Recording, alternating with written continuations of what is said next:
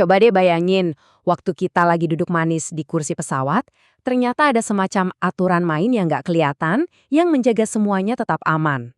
Mulai dari tiket di tangan kita, sampai pesawat yang melesat di angkasa. Semuanya itu diatur loh sama Undang-Undang Penerbangan Indonesia. Yuk kita bedah bareng aturan-aturan penting di baliknya. Nah, rasa aman selama perjalanan kita, itu jawabannya bukan sekedar kebijakan internal maskapai.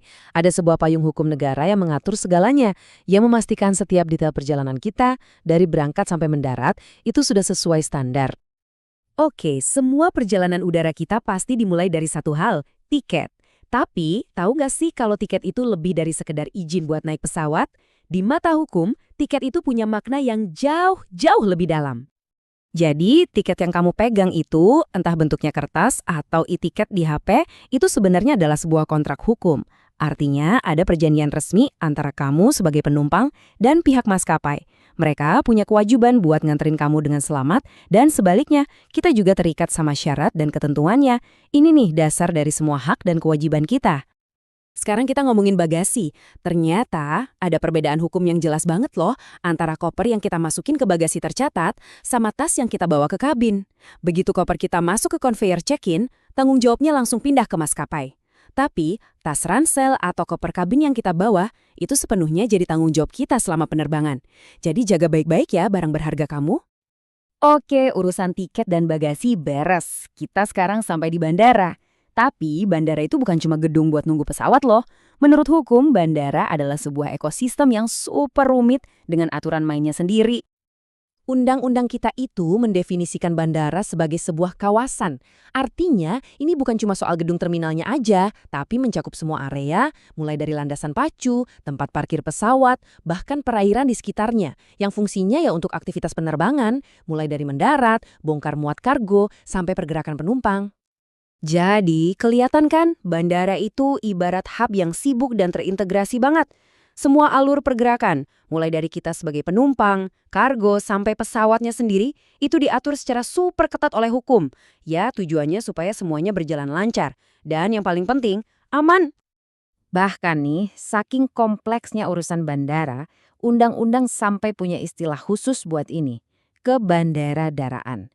Istilah ini mencakup semua hal yang terkait pengelolaan bandara. Ini adalah cara negara untuk memastikan setiap detail dari keamanan sampai jadwal penerbangan diatur dengan standar yang sama di seluruh Indonesia. Oke, tiket sudah, bandara sudah. Sekarang kita masuk ke bagian yang paling krusial, pesawatnya.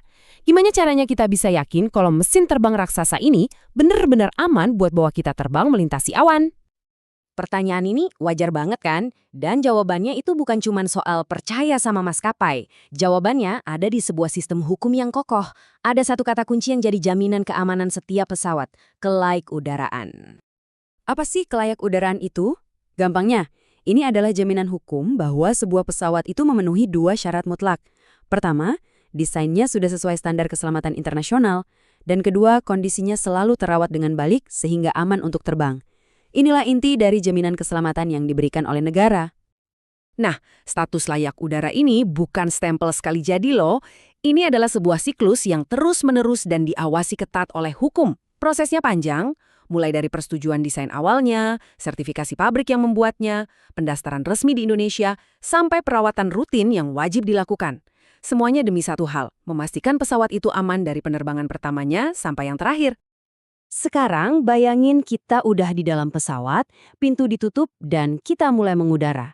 Aturan mainnya nggak berhenti di darat loh, bahkan di ketinggian 30.000 kaki, hukum tetap berlaku untuk menjaga keselamatan semua orang di dalam kabin. Ini nih, salah satu aturan paling penting di udara.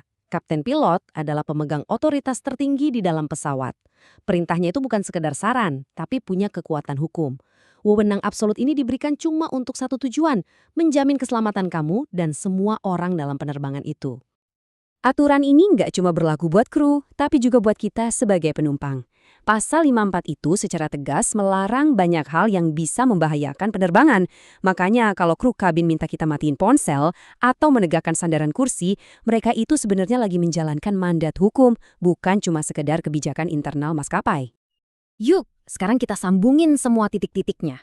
Mulai dari tiket, bandara, kondisi pesawat yang layak udara, sampai aturan di dalam kabin.